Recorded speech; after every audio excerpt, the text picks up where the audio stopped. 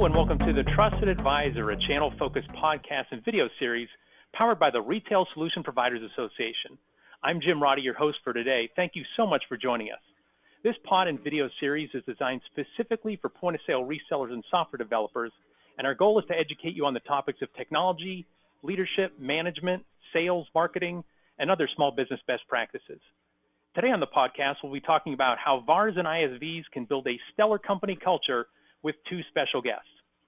Michelle MacKeith is a Vice President of RSPA member Pinnacle Hospitality, a reseller of restaurant IT solutions headquartered in Fort Lauderdale and with locations throughout Florida, Alabama, Ohio, and Pennsylvania.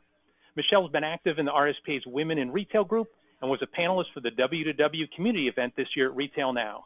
And because I'm a lifelong Pennsylvanian, I'm required by law to mention Michelle is a proud Penn State graduate. Go Nittany Lions, right, Michelle?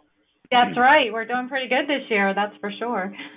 Fantastic. Yes, football team's off to a hot start. Yeah. Our second special guest, Colin Martin, is the General Manager of RSPA member Vigilix, a PCI-certified remote monitoring and management platform exclusively for the point-of-sale industry. Colin has been active in the RSPA as a member of the Marketing Committee and the Membership Committee, and I'm not required by law to say this, but I'm doing it just to be fair. Colin is a proud graduate of Erskine College in Due West, South Carolina. Hey, Colin, thanks for being here. Thank you, Jim. And do you want to tell the audience, everybody knows Penn State's the Nittany Lions, do you want to tell the audience what Erskine's sports team's nickname is? Boy, you had to go there. It's the Flying Fleet. Thank you. You knew that. Fleet. Oh, I did know that. Yeah. I remember when you first told it to me, yeah. The mascot came from, after World War II, there were a ton of pilots that went to Erskine from the GI Bill. And so that's where it came from. Here we are today. Air Force pilots going to college. I love cool. it. Yeah. I love it. It is very cool. All right, Yeah. Before we get to our questions and we engage Colin and Michelle, our audience might be wondering why we're featuring two guests instead of a traditional, more one-on-one interview. And here's why.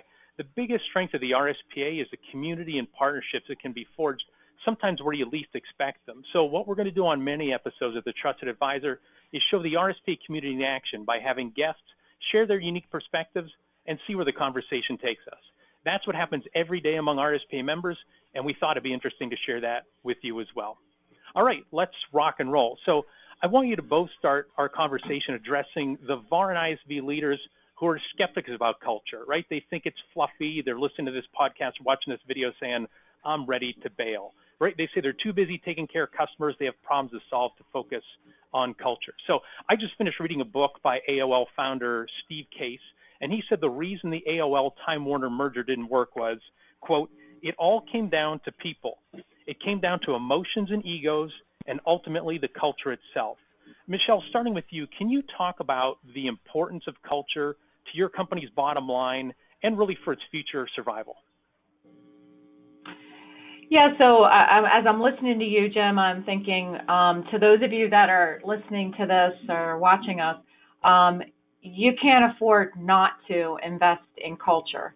For us, it's exactly what you're saying about that the people, your team are your asset, and the right company culture is what defines that asset. So to me, it's all about the behaviors and the attitudes that you want and allow and promote within your company that will either help you to grow and evolve, or it'll be your demise. And for us, we call it the Pinnacle Way, and it's just the way that we coach and we hire and we fire and how we interact with each other and with our customers. To me, it's the most important thing. And you said grow and evolve, and so sometimes folks might think, well, I'm not just here to grow and evolve my own employees, but it's growing and evolving as an organization to adapt for the future in this ever-changing channel. Is that part of how that impacts the bottom line, Michelle? Yes, absolutely.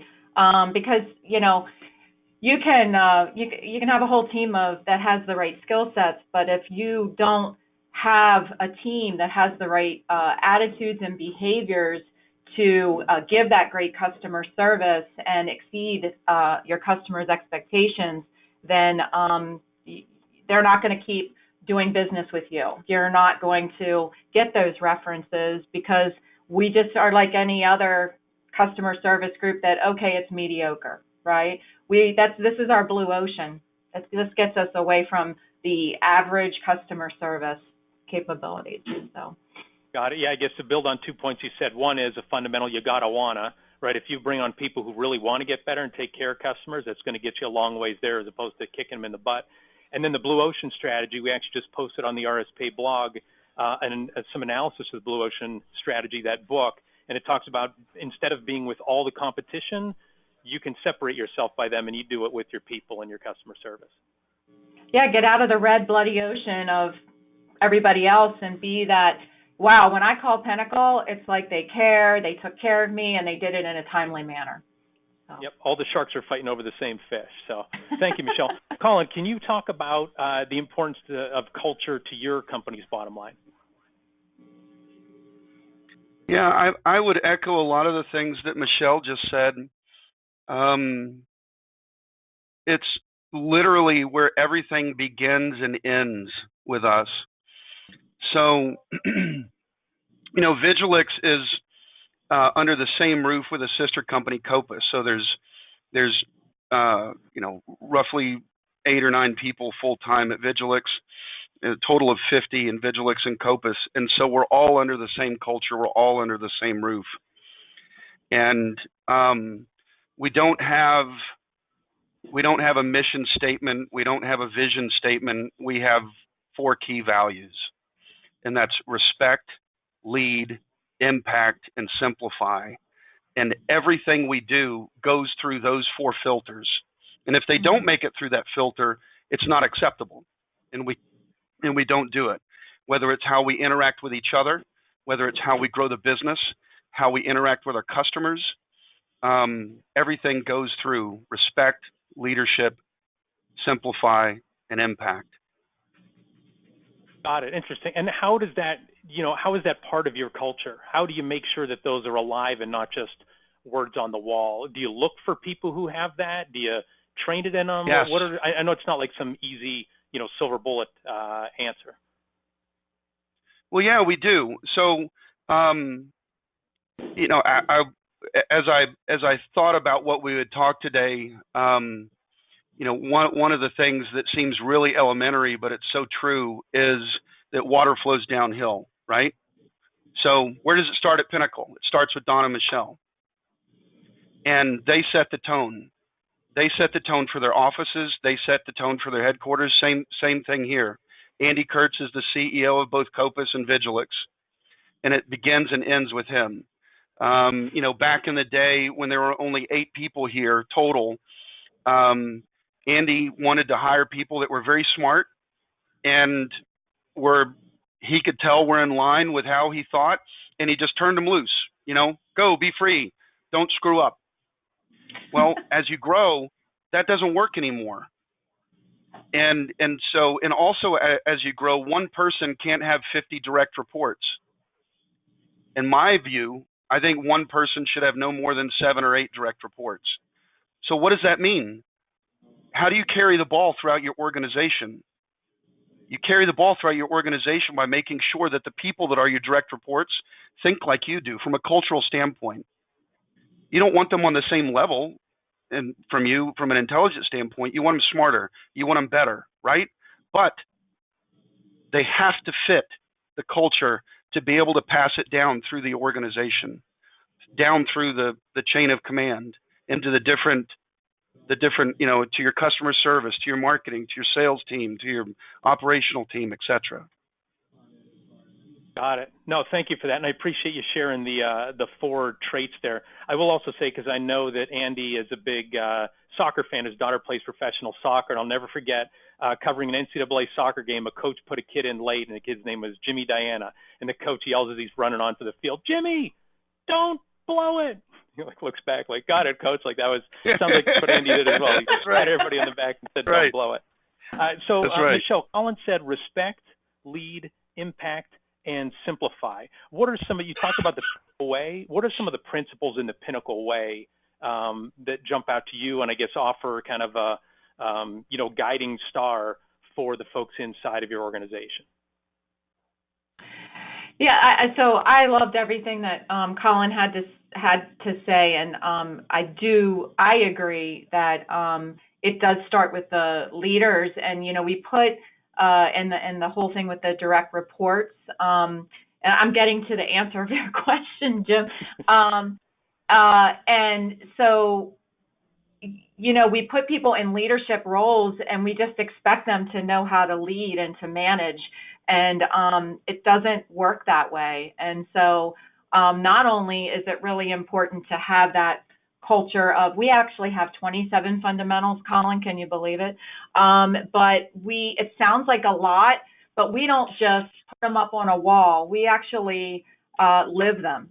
And it's everything from fundamental number 1 is do the right thing to fundamental number 27 is keep things fun.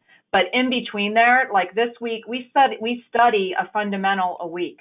So this week is be all in, which happens to be one of my favorite. And we have like a little book here, like a little fold out. And nice. we actually use this, and we start every meeting with it. We read it out loud, what it means to be all in. And we give these to anybody that interacts with Pinnacle. And we say, this is who we are. This is the Pinnacle way, and we want you to hold us accountable for what we do and how we interact with you as a customer or a prospect or any of that. So, like for instance, be all in is fundamental number 24. So that means we've actually been through and studied our fundamentals. We've been doing this for 5 years, so do the math on that, right? How many times we've been through it. But the fundamental be all in. Make the most of each day by approaching every task with energy, focus, purpose, and enthusiasm, and to be fully engaged. So we do that at the beginning of every meeting. We read that, and if anybody has anything they want to share about some sort of be all in, and then we go on with the meeting. And now it's amazing how it's just become it's a second language around here. Like another one that works great for us is straight speak. You know how in no matter how many people you have in your organization, there's always like, well, I need to go to my manager, and then I'm going to tell them about somebody else and some other team that did something wrong, and now we got to have a big meeting about it. And with the straight speak, you can just walk up to anyone within the team and you can go, can I have some straight speak with you? And they frame it that way. And then they tell you, this is when you actually, were on that call that I just heard, I didn't think that you handled that 100% correctly. And here's why. And the only thing about straight speak is that when you give straight speak, the person you're talking to can also give straight speak back, and it all just needs to be handled in a respectful way. But even the definition of straight speak is it's the closest way to a resolution and doesn't waste a lot of everyone's time. So I'm just kind of giving you a couple of examples, but it's like our fundamentals are not like things that you can't do. They're all behaviors that are just a part of what, like make quality personal. One of the things you mentioned, Colin, was take ownership. Everybody needs to think and act like an owner, take ownership of what it is that's assigned to you. So those are just a couple of examples that's why I think it works for us. Yeah, you have right to live on. it, though. No, those are great. The one thing that we train on in the RSPA, some workshops that we do for our resellers and some of our members, and I think, Michelle, you and I have talked about this before, but we call it the communication role. And, when you have an issue with somebody, you go to them directly as opposed to some sort of a triangulation where you go complain to somebody or go talk about them to somebody's back, because nobody says, well, I really like them when people beat around the bush, right? How would you want somebody to address you? And that sounds like it's what you're talking about is that straight speak. I really like how you say it that way. No drama. Michelle? Oh, no drama. Yeah, I'm not a big fan of drama. I think that's why I have 2 boys. I have 3 stepdaughters, but the boys, you just like no drama, But that is a real thing of inside an organization, the employees who drive you nuts, right? The employees who don't perform, very rarely do you say, oh, their skills just weren't up to speed. No, it's like, oh, they always, overreact to something, or, they don't work as hard as somebody else, or they're just causing some sort of internal tension that they needed to. And that's, again, why culture can be so important in so many ways. And Michelle, you touched on a few of the systems that you mentioned. You talked about the 27 fundamentals, but also looked, and folks seeing your website, on your About Us page, there are pictures of your employees at a go-kart track. There's a video about your annual kickoff meeting. Can you talk about, either one or both of those, and how do those things contribute to your culture? So we actually pick a fundamental a year that is the theme of the year.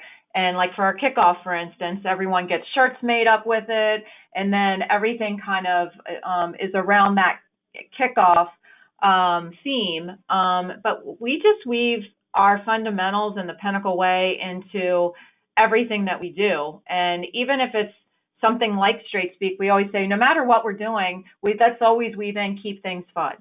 So yeah, we're there for educational piece for the kickoff, to do shout outs to sales team and other team members that did a great job throughout the year. A lot of that's based on the fundamentals that we think that they did a great job with.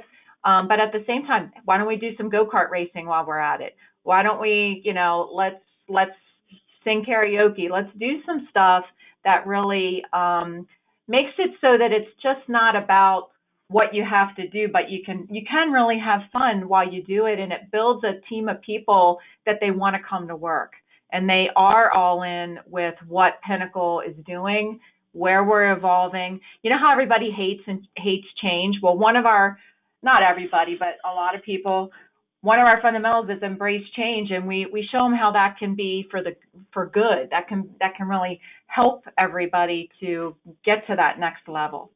So everybody hates change except for a baby with a wet diaper. And the thing that you said, Michelle, where you said about how do you, combining straight speak and fun. I mentioned when I was at Business Solutions Magazine, we had that, communication role. We also had some, how do you execute on the communication role. And one of them was, instead of saying to somebody, you're wrong, we would say, this is what you did, and this is how it made me feel, or this is what you did, and this is how it impacted the outcome. And people ended up making it fun in terms of, this is what you did, now I hate you. Like they were joking about it in that way, but it was kind of a way of, okay, it's a way to make fun of what we're doing, but at the same time, it's still a real, thing that's part of our business. So thank you for that, Michelle. Now, Colin, on your website, the Vigilix website, it says open position in all caps on the open positions page. All caps, it says, our culture, do you see a problem or a puzzle? And then that's followed with questions such as, do you approach teammates as coworkers or collaborators? Are you threatened by people who know more than you or challenged? Do you realize the important distinction between Miller Lite and local craft brews? Can you share with us, what is that all about? Like, how does that shape your team? How does that, help the people on your current team? Well, not to sound like a broken record, but it all comes down to our values, really. The filter is always, the people that I hire, I want them to be leaders. I don't want them to be yes people. I want them to be comfortable taking charge. I want them to be assertive. I want them to always be respectful of those around them, no matter what. I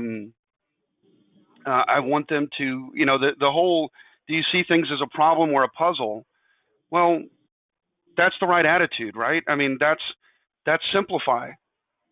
That's if you believe that everything's a problem, then you're never going to solve anything. Another way to look at it is, oh, it just left me. Oh, Jim, you've talked with me enough. You know this happens. I had another example that was in my head and it just left. Is it the Miller Lite or the craft brews? Does that have anything? No, that we also want people with a sense of humor. So that's more. We have fun every day, right? I mean, so if you're going to be a sourpuss, we don't want that either, right? We want people with positive attitudes, which all goes down to respect. It all goes down to leadership. Having a positive attitude every day is a huge part of leadership. You know, I want people here that that want to grow as human beings, and what I tell my people is, and I mean this. It sounds harsh to say it. I don't care whether they are still here working with us 2 years from now or not. What I care about is that they've grown as a person, and if in their growth, in their development as a person of business, in their development as a human being, if they determine that the better place for them is not here, but they've grown into a position somewhere else, then I'm very happy for them. Mm-hmm. All I want is for our people to grow. And what I've found is that when you come at leadership from that attitude, people usually stay, because I don't think that's very common. And so don't get me wrong, I'm not coming at it from some Machiavellian, manipulation. It's genuine from the heart. I want them to grow. And if they grow out of a position here, well, then shame on me, because I haven't found a place for them to fit within our business, in our culture. I look in the mirror first.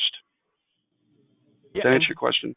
No, it does. And that's a big takeaway that really was, maybe epiphany might be too strong a word for me, but in the book Multipliers, which is actually what the RSPA book club is reviewing right now, but that's at the very end in terms of grow your people. And if you grow them to where they go somewhere else, that should be a good thing, because what they're going to do is point more people back towards your organization and really expand the network and go there. Don't be, putting your arms around people. And we see it in the NFL all the time, like Bill Belichick was an assistant of his, and Bill Parcells shouldn't have been like, no, Belichick, you can't leave. Give him the opportunity to spread your wings. Michelle, what's your take on this? What Colin was just talking about from his culture standpoint? I love it. And I love what you said, Colin, about that, we want to help them to be better human beings. We want to help them to grow as a person. So I think that's important as leaders, and even though everyone that interacts within a team, that we are more than just there to pick up the phone and answer the phone. We are human beings. And it's about growing, just helping to empower them to grow. And I think that that you should know about your team. You should know what one person will be coachable on and pick up on is different than another. And I think we need to be in tune with that with our teams, because I just was sitting here yesterday with a 22-year-old employee team member that works with us, and she wanted to talk to me about where she wants to go, and she actually has an offer to go somewhere else, and she's talking about how she wants to continue to grow and she's got this opportunity. And I'm like, not trying to keep her. I'm like saying, you've done such a great job here. She's been with us for 2 years. At her age, which we're seeing a lot of in our marketplace and in our team, because we're bringing on the millennial and that age group of the Gen Zers.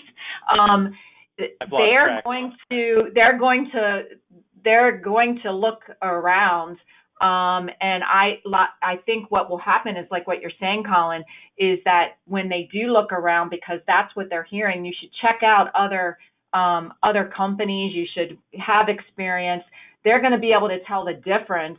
Now, if she goes wherever, she's going to look back at Pinnacle, I'm hoping, and see, hey, their culture is different than other cultures that are out there. So she may come back, or she may move on, but either way, I feel like we planted a seed and we've done our part. So I love what you're saying, Colin. And I probably said it the long way around, but. No, and just, I call the next generation, this new generation entering the workforce half my age.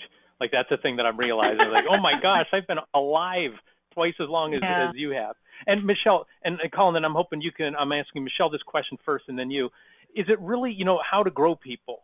Is it really that fundamental as meet with them one-on-one, get to know them, and then whatever resources they need, whether it's reading or podcasts or more one-on-one or mentoring or formal training, it all branches off from there. But this will be the second straight podcast I've said this. There's no substitute for a competent person getting closer to a situation. Is it that fundamental that the folks listening to this need to take the time to meet every week or every couple of weeks and just sit down one-on-one with their employees, or is there some complexity that I'm missing there? I don't think it's that complex. I don't think you're missing it. I think that sometimes we try to make it more complicated than what it really is. I will go back and say that it does start with us caring. And one of the things that I've put a lot of time and effort into recently is what we call our L5 leadership team. And L5 is based on the teachings of John Maxwell. And as an L5 leader, you are a leader that's respected, and that you can show your other team members and teach them and coach them to be a great leader, because everyone that works for you, you should be looking at them as that they can be a leader too.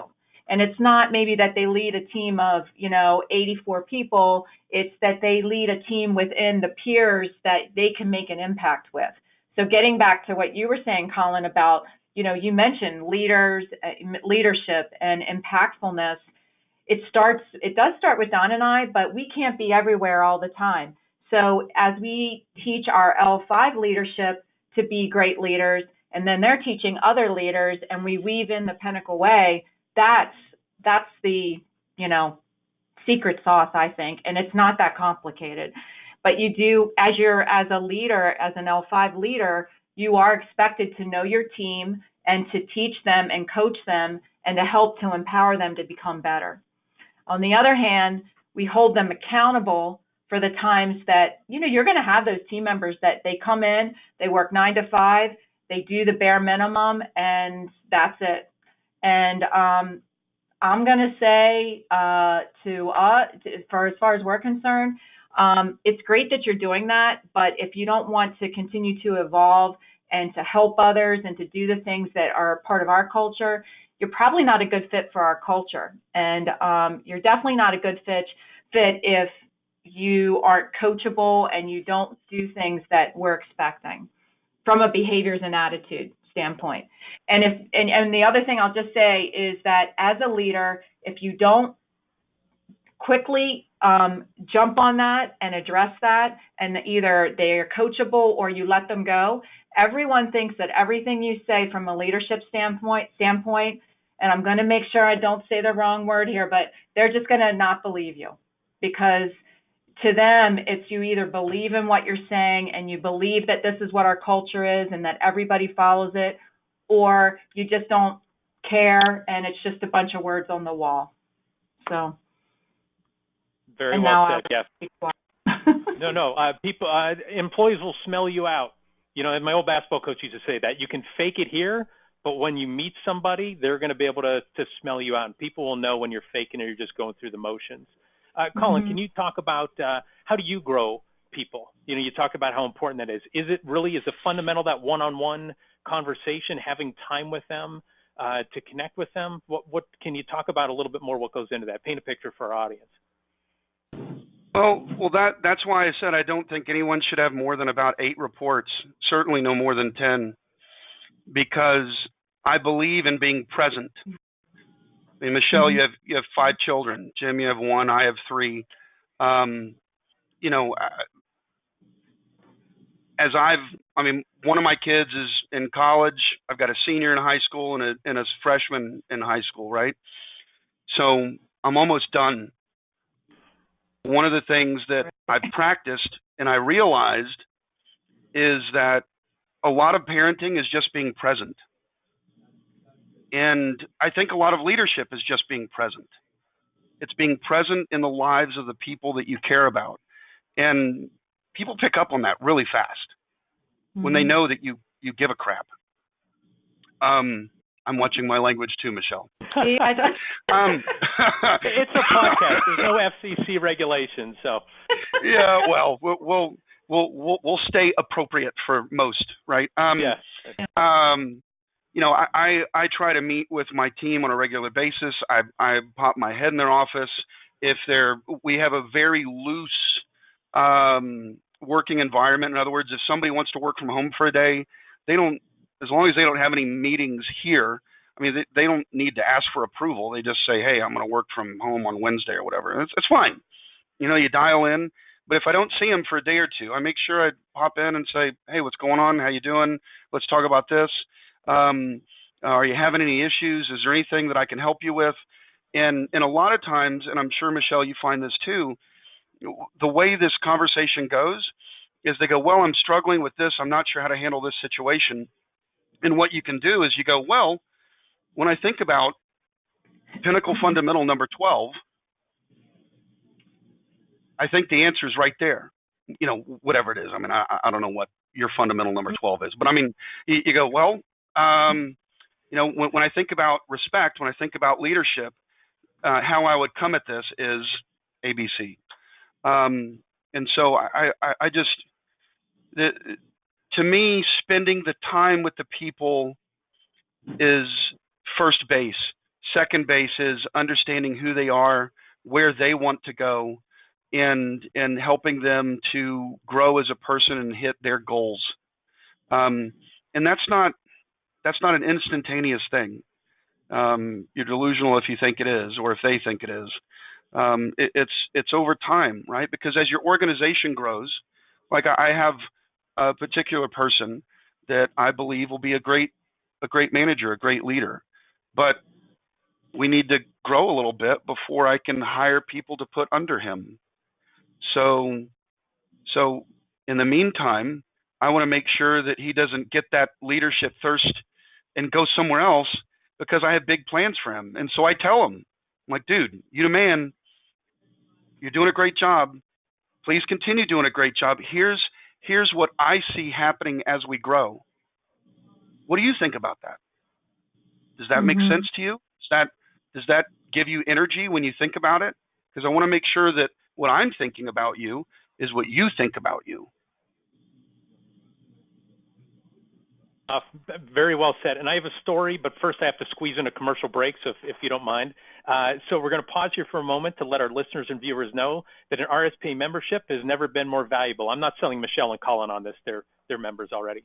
The RSPA recently expanded its VAR and ISV member benefits to include discounts on health insurance, HR services, office supplies, and shipping. Also, RSPA members now have access to a legal advisor, security advisor, sales coach, and a VAR and ISV business advisor. That's all included in your annual RSPA membership, which for resellers starts at just $250 a year. That's 68 cents a day for these high-value services. Without an RSPA membership, you'll either spend thousands of dollars paying an outside consultant who doesn't know the channel, like Michelle and Colin do, or you'll end up going it alone during these turbulent times in our industry. Also, thank you to our sponsors who support the RSPA community and make this podcast, video series, and all the services I mentioned possible. Our platinum sponsors are Blue Star, Heartland, ScanSource, and Shift4 Payments, and our gold sponsors are Epson and TSYS. To receive the benefits of an RSPA membership or RSPA sponsorship, email membership@gorspa.org. And finally, don't forget to save the date for Retail Now 2020, August 2nd through 5th at the Venetian in Las Vegas. Retail Now is where the industry meets, and that's where I think all of us met, right? I think that's where we all first crossed paths with there. So you were talking about growing people, and I guess one thing that I want to emphasize is, and this is a lesson that I learned the hard way. The point that I want to make to folks is it's not only staying close to your new people and not only staying close to your underperformers, but even, and if not maybe to your point, Colin, especially your top performers. When I was at Jameson Publishing, I was operations manager, then I became general manager. I had somebody who, Nikki Hikas, became our operations manager. She was fantastic. We also hired someone else in operations. Her name was Karen Stewart. They were both great. I had other problems I needed to solve, but I got away from them and just figured they're really good. Let them go do their thing. And then once we started making some staffing adjustments, we were opening up a Pittsburgh office and making some changes. And I went to them and said, hey, I have this idea, and it was going to involve them. They were really short on labor, but they were making it work. It was going to involve somebody from Pittsburgh coming up to the office. They were going to train them for 6 months. Then that person go down to Pittsburgh. Then we'd have somebody else come in. And they were so bummed because they were like, you are out of touch with all the labor that we have, because we're going to train this person for 6 months. That's going to slow us down. You're talking about us being a year, if not 18 months away from getting any lift whatsoever. And I was like, wow, I had no idea with this because I had stayed too far away from them. So there's a real thing of, I call it, don't do ignorant empowerment. Don't just say, oh, I have to empower people, and so let them go and run on their own.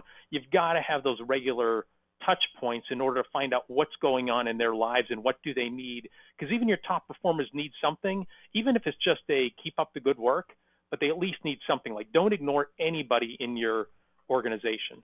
I guess is either one of you want to say amen to that, or say, what are you, nuts, or add any more details to that? I think for me, it's a good reminder to hear that. And that I completely agree. I like the way Colin did that with one of his top performers. I call them, I say they're like a rock star, they're a superstar. You can kind of pick them out, right? As you're watching them and the way they're you can see that they've got that it. And so I think it's great, one, Colin, that you let them know that. And kind of clear on expectations with it, because one of the things that I've had happen to me is that I've seen this with a certain person, and then I think, oh, they'd be great for a role, and then they don't want to do it at all. So, that it's not even anything that they are interested in, and I so totally misread that. And so I think it's good to know that before you put a lot of time into them in that effort, and maybe it's not what they thought.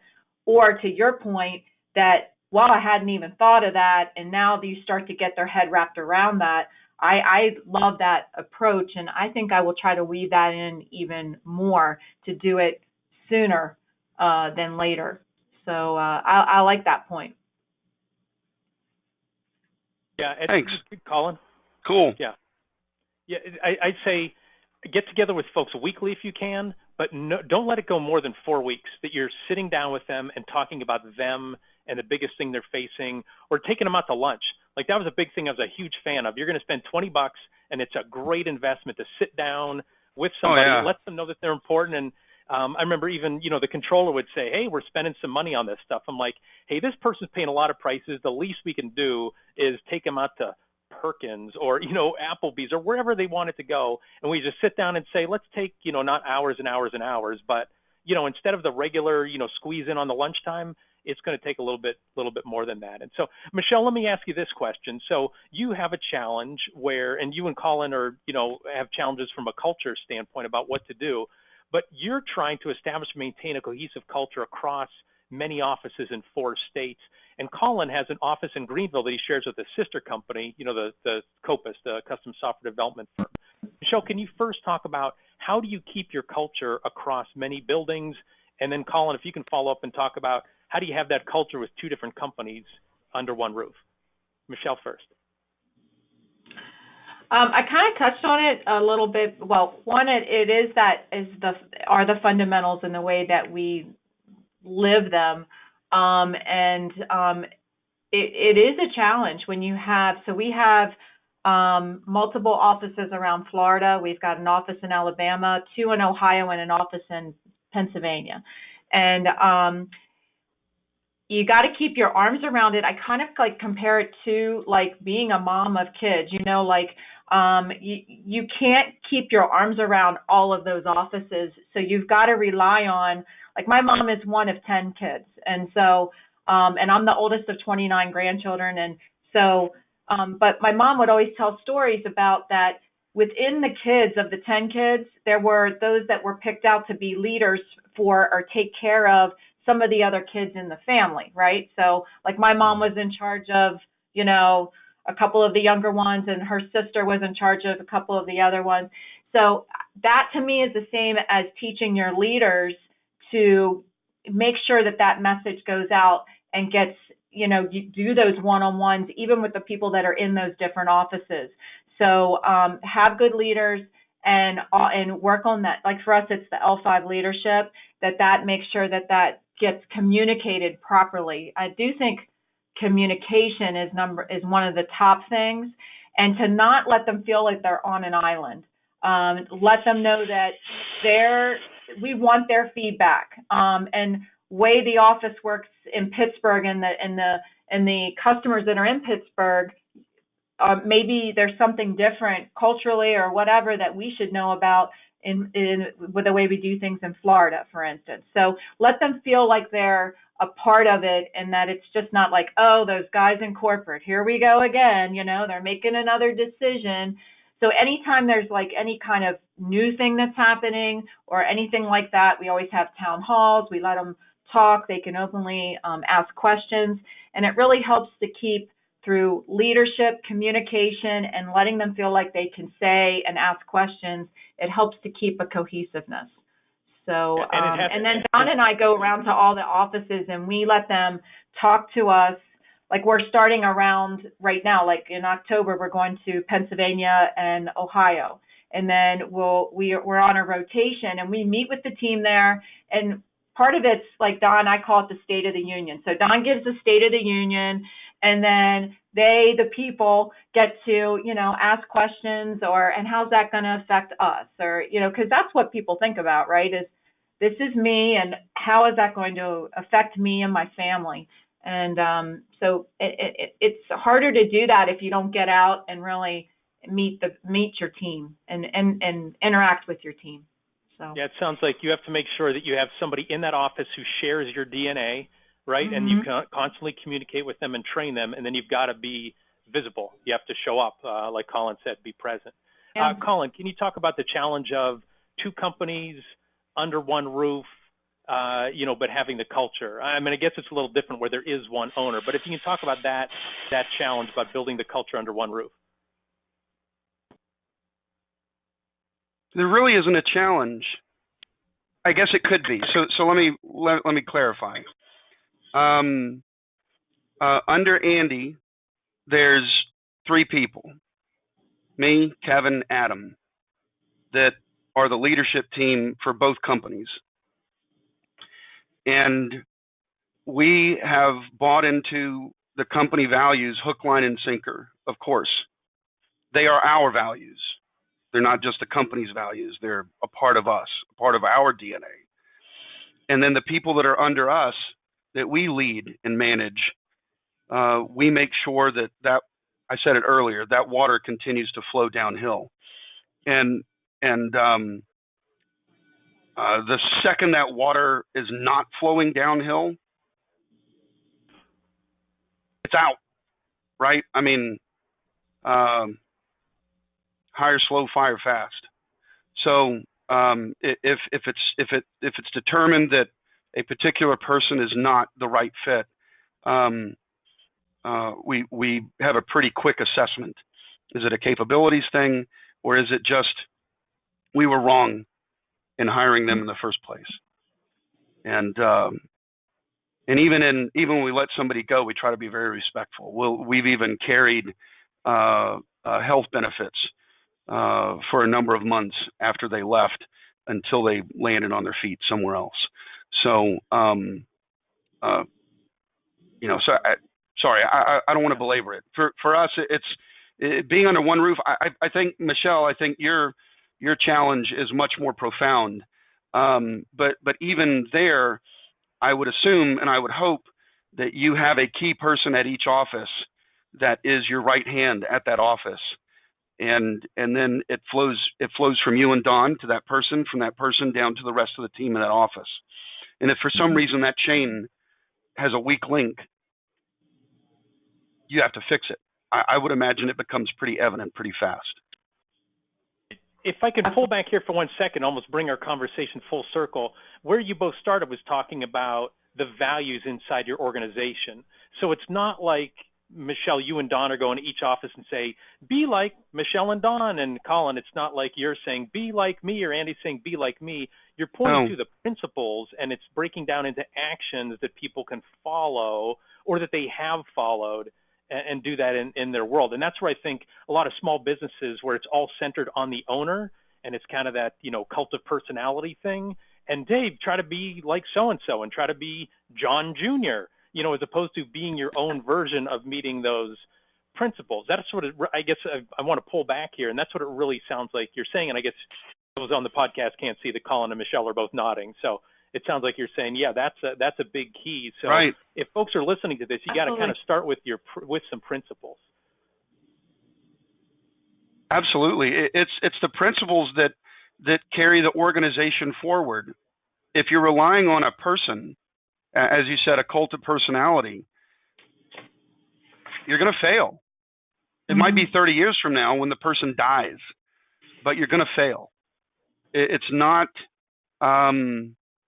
It's not a formula for success, ultimate success, and longevity, in my opinion. Got it. Yeah, and I just read the book, 9 Lies. I have to turn around and look at it. 9 Lies About Work, and the last one is related to leadership, and it talks about leadership is a variety of things. There's not one path to get there.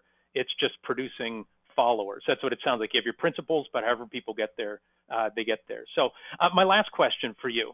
Can you recommend, and Michelle, let's start with you first. Can you recommend to our audience a book to read, an online resource to follow, or a podcast to listen to that will help them improve their culture? And before you answer, Michelle, I'm going to plug your husband's book. So Don, the Potter, is a CEO at Pinnacle and wrote Restaurateur, Protect Your Profits, available for $9.95 on Amazon. So Michelle, besides Don's book, because I know you'd have to mention that to keep peace in the office. Thank you, Colin. Colin's showing the book too. Thank you. What resources would you recommend? That'll be the whole. Don will love hearing that. Wonderful. It'll keep them all the way through the podcast. So what other resources do you recommend, Michelle? Well, so the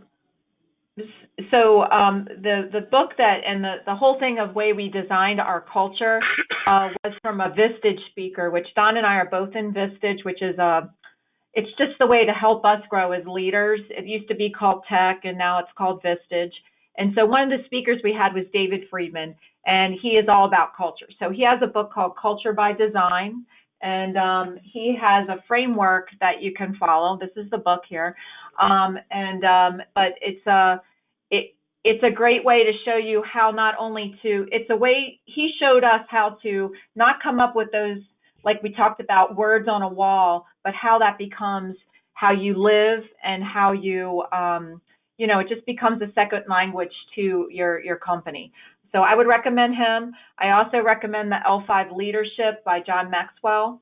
And one of the things that I had the whole team listen to recently was The Lost Interview by Steve Jobs. And it's an excellent video documentary. And one of the things it talks about in there, that if you want to grow as a company, you have to get beyond just what your vision is, and it's about how you execute. And that he talks about Scully and the fact that he got a terrible disease, which was just that he thought 90% of what happened in a company was just what the vision was. And it's actually the opposite, that there's a vision and then there's all the people that make it happen. And so then Steve Jobs goes on to talk about that as you work on things, all of your team members are like these rough rocks that go into like a tumbler to then polish them up like a group of polished rocks. And so we love that here. We talk about, every week when we have our L5 leadership meeting, I have a whole pile of polished rocks that we show as the visual, and we show that that's where we're trying to get to. We're trying to get to that team that is a team of polished rocks, and we did it because we brought our ideas to the table and we had friction, but it was to make it so that we're better on the other side. And when you listen to Steve Jobs say it, it just gives me goosebumps thinking about it, because it's just so cool the way that he describes it. So I love that documentary. I recommend it to anyone. Very good. Thank you. And then also, you were just in Vegas. You had planned on touring Zappos. Did you get to do that? They have a very interesting culture. We did. I think that obviously Zappos is known for their culture. I think maybe they might have gone a little beyond that, and it might be now a cult. But it is a really good. It's an amazing culture. Everyone that lives there, they're very that works there. They're very excited. They're very all in. And we took a tour, so we didn't they really are, like you kind of mentioned earlier, Jim, that you took from what Colin and I were saying. They really let them be themselves, but they have a fundamental of what happened with their culture is that the team members actually start holding each other accountable for that. This is the Zappos way. This is the way that we do our customer service. And I really liked a lot of things that they did with their onboarding of new team members. They actually teach them about things, and then they have it presented back to a group of a team that they're going to work with, to make sure that they're just not nodding their head like this, but they're actually understanding it and becoming, that they're really taking it in, and that they understand what it is they're expected to do in the Zappos culture. So I thought it was very good. I thought it was a little over the top, some of the stuff, but I thought it was very good. Yeah, that is an all-in environment. Like, you either all in with it, or you're like, I do not want to work it. But that's fine. Like, they find their kind of folks. Thank you, Michelle. Those are great. Colin, what resource would you recommend to everybody listening and watching? Well, I've got a few, actually. So, Jim, you mentioned earlier at the beginning a little bit about a lot of there are some resellers out there. I'll describe them as founder-centric instead of culture-centric businesses. It's a way to think about it. Fair. And where I'd start is right here, The E-Myth by Michael Gerber. Old school book, 1995, right? But Michael Gerber made the point that most small businesses are technicians having an entrepreneurial seizure. And that sounds terribly disrespectful. It's not meant to, but it is very accurately descriptive. Mm-hmm. The way you become culture-centric, you have to become culture-centric in order to grow, not founder-centric, or else you're only going to get to a certain level, and you're just going to be doing all the time instead of working on the business. You're going to be working in the business. I never want to be working in the business. No. The next one is Traction, right? Can you see that? Traction by Gino Wickman. Traction takes Michael Gerber's core philosophy and makes it practical in terms of how to make the culture take the best parts of the founder and drive the culture of the business, so it's not reliant on the founder. Then just two more books. If anybody listening was listen to Michelle's talk at Inspire 2019, yes, about the Challenger sale. The Challenger sale is, to me, an incredibly groundbreaking book on how to drive your sales teams. And the last one is this one, which is very similar to the Challenger sale. It's called The CEO Next Door by Kim Powell. I listened to Kim Powell actually deliver a talk a while back, and our entire leadership team here has absorbed that book. If you want, one of the things that I love about the Challenger sale and the CEO Next Door is they're very data-driven. They very much appeal to the analytical side of my brain. And the traits talked about in the CEO Next Door come from 17,000 CEO interviews over about 20 years. So it's really data-driven. It's not just some pundit saying what he thinks is correct. It's backed up. So that would be my recommendation. It's just 4 books. That's where you should start. No, those are really good. And I'll just say, so Traction, a few years ago at Inspire, there was a speaker who was, teaching everybody on the EOS, Entrepreneurial Operating System, and a lot of things that went in with Traction. Resellers I know love that book and talked about how that really turned around their business and talked about how it systemized their culture. And then the E-Myth, Michael Gerber spoke at a Retail Now a few years back. And did you know that I love him. That he reached out to me after those, and he and I actually did a series of webinars with each other. So, and I will tell you, very cool. So I was totally blown away. Like, I thought somebody was playing a joke on me when he was, because he has that voice, Michael Gerber, doing it. He is the same way off stage as he is on stage. Like, that guy is through and through, and he's now, I think, 81 years old, or maybe 82, and he is still just plugging away. So. Awesome. Wonderful. Well, wonderful resources and wonderful interviews. So thank you very much, Colin and Michelle, for your time today. And to our listeners, we hope you enjoyed our discussion. And if you did, be sure to subscribe to the RSPA YouTube channel and the Trusted Advisor podcast so you never miss an episode. We'd also appreciate if you'd rate us wherever you find your favorite podcast. The more stars, the better. And if you'd like to learn more best practices for VARs and ISVs in the point of sale channel, you can check out the RSPA blog. You can find that at gorspa.org, and then by clicking on RSPA blog. Before we go, thanks again to Michelle and Colin for sharing their wisdom with us today. Thanks also to RSPA Marcom Manager Chris Arnold for his production work, Joseph McDade for our music, and last but not least, thanks so much to you for listening. Our goal at the RSPA is to accelerate the success of our members in the point of sale ecosystem by providing knowledge and connections. For more information, visit our website at gorspa.org. Thanks for listening, and goodbye, everybody.